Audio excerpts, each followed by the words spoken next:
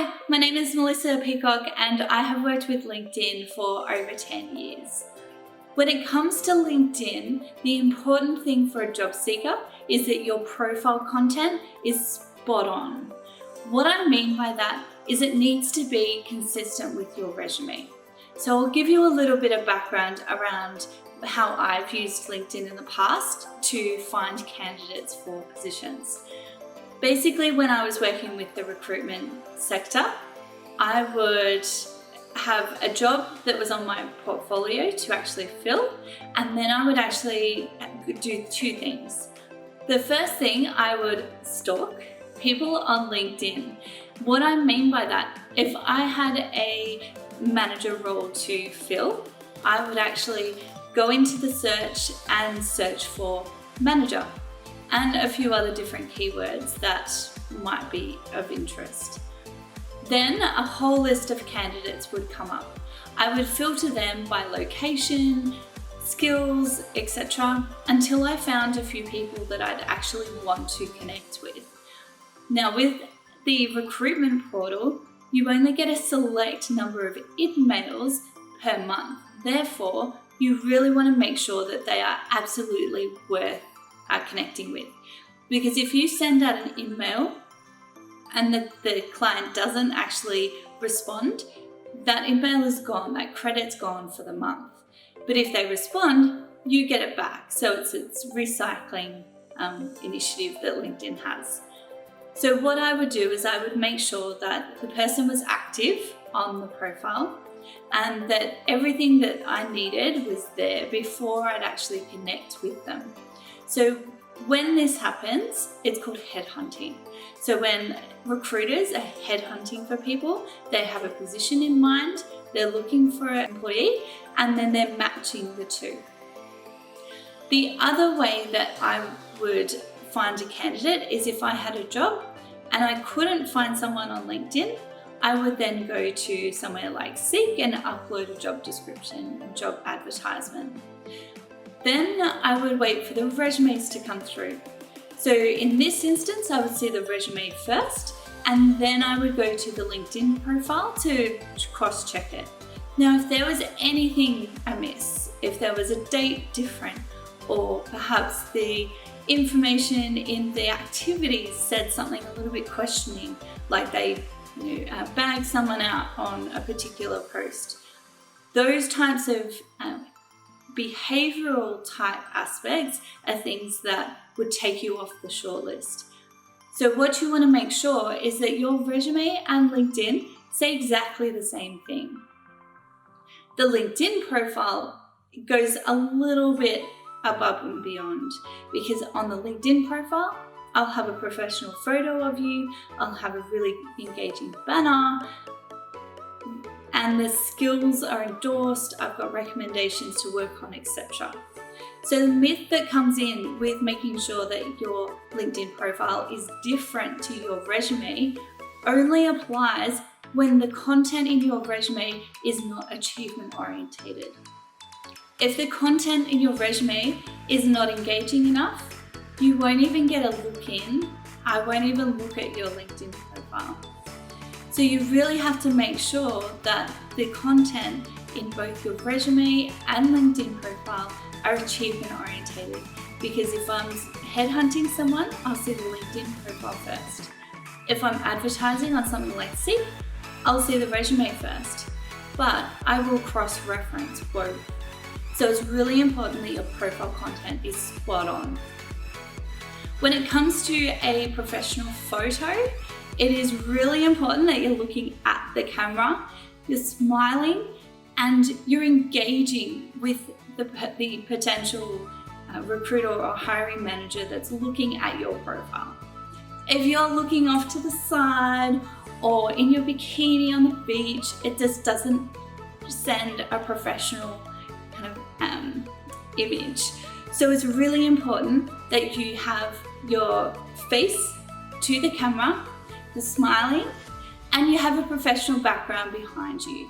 Now that could just be a plain white background, it could be a wall or an office, etc. But a professional background, not the beach, not a forest. is going to be where you get the most engagement. Now, Canva is a really good opportunity to do this.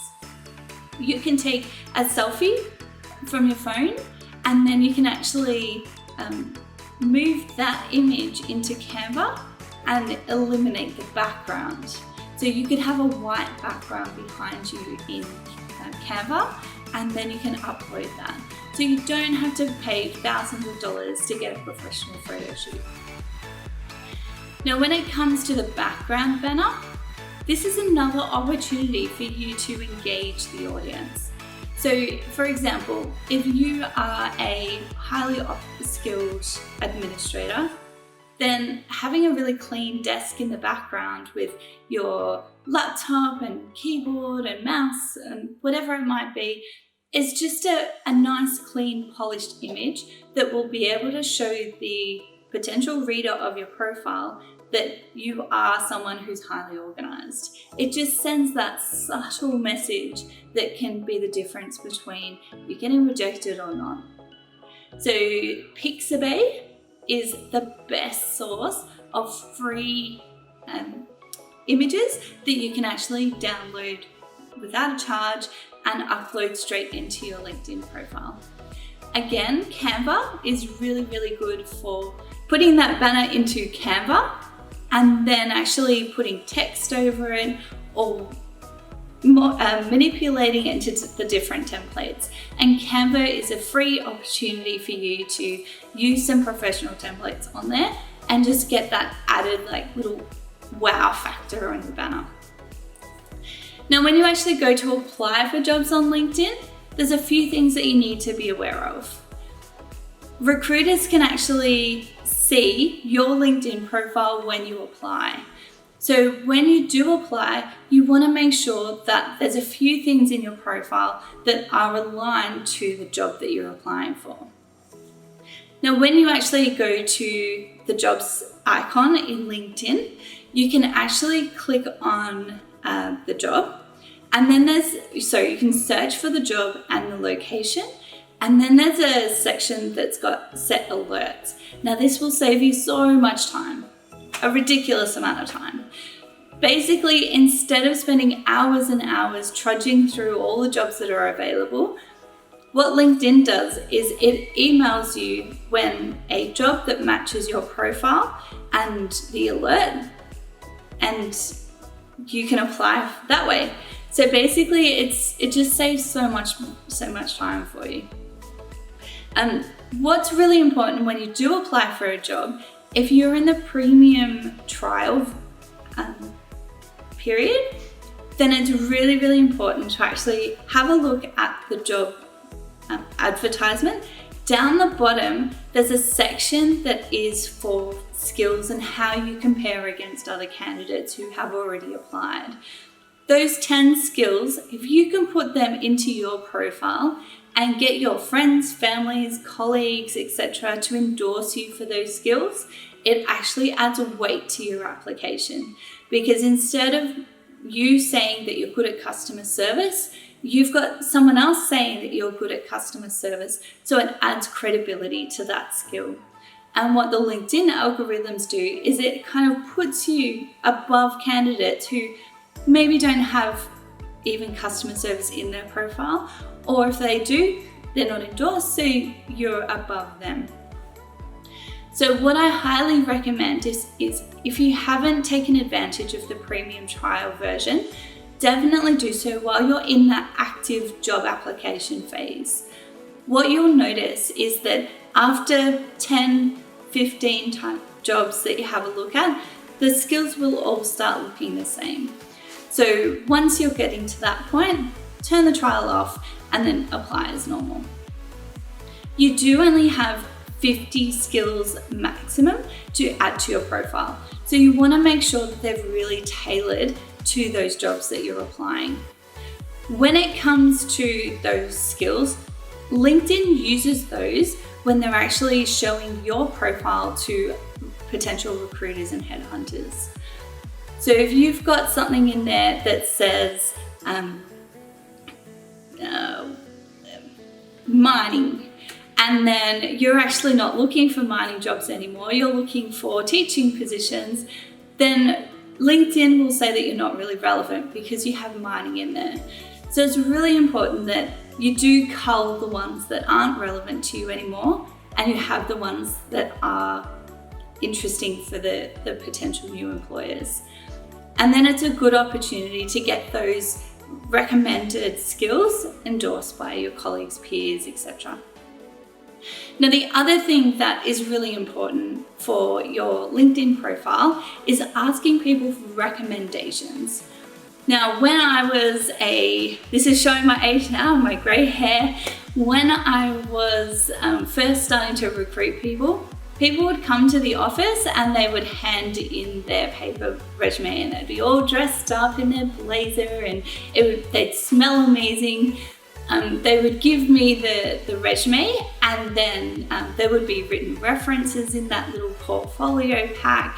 And then if I deemed necessary, I would give the people a call and check up on their background. Now, in the digital age, written references are they've lost their credibility over time. So what has happened is recruiters and hiring managers found out that people were writing their own written recommendations and signing it off as the manager when they didn't actually give that recommendation in the first place. So LinkedIn fixed this. They gave managers an opportunity to actually write a written recommendation on someone's profile, which actually gave a lot more credibility, because all of a sudden managers were their photo was there, and recruiters could actually see who they were, how they were connected, the date that the recommendation was provided, and if necessary, someone like me could go and connect with that manager, send them a message and say, "Hi, I noticed that you recommended John for time management. Can you tell me a little bit about that?" etc. And then it sparks up that reference check that way. A lot of organizations now also skip the whole reference checking process if you've got recommendations on your profile. So it is a really good opportunity for you to get some extra brownie points. So lastly, before I say goodbye and let you loose on making sure that LinkedIn is number one on the top of your job search journey, I'll just give you this last tip. It's really important to stay active on the profile. As a recruiter in my recruiter portal, I could actually select for people who had been active within the last 3 months. Now, what does active mean? It means posting things on the feed. You could like different posts, you can comment, you can share content. Now, you don't have to do all those things. Logging in is totally okay. Just like a couple of posts. If you're applying for jobs, reach out, follow the organization that you have applied for the job for, and then just be active. Use it, read about the company, etc. Those little things can just keep the green little light on your profile that says you're an active user. The other really important thing is just connect with recruiters. So if you've applied for a job on LinkedIn, the biggest thing that you can do is actually connect with someone who's in that organization. You can search for the person in the HR department to find out who actually posted the job. Send them a message. Don't ask a ridiculous amount of questions. Don't make it onerous for them. Just say to them, "Hi, my name is Melissa. I've applied for this job. It looks really exciting. I look forward to talking to you further about it." That's it. You don't have to ask any questions. What this does is it actually invites the hiring manager to connect with you, to accept your connection request. When this happens, when they go to shortlist all the applicants, your name is familiar to them, so they're a bit more comfortable with shortlisting you, and you're not a stranger to them. So it's really important that if you just send that tiny little message, it just kind of jogs their little memory bank, and it's just this added little bit of gut instinct that you can provide to them that they're making a good decision to put you forward for an interview. So if you do have any questions, please feel free to reach out, and I hope that using LinkedIn gives you a lot of satisfaction and that you get a job really soon. Thank you.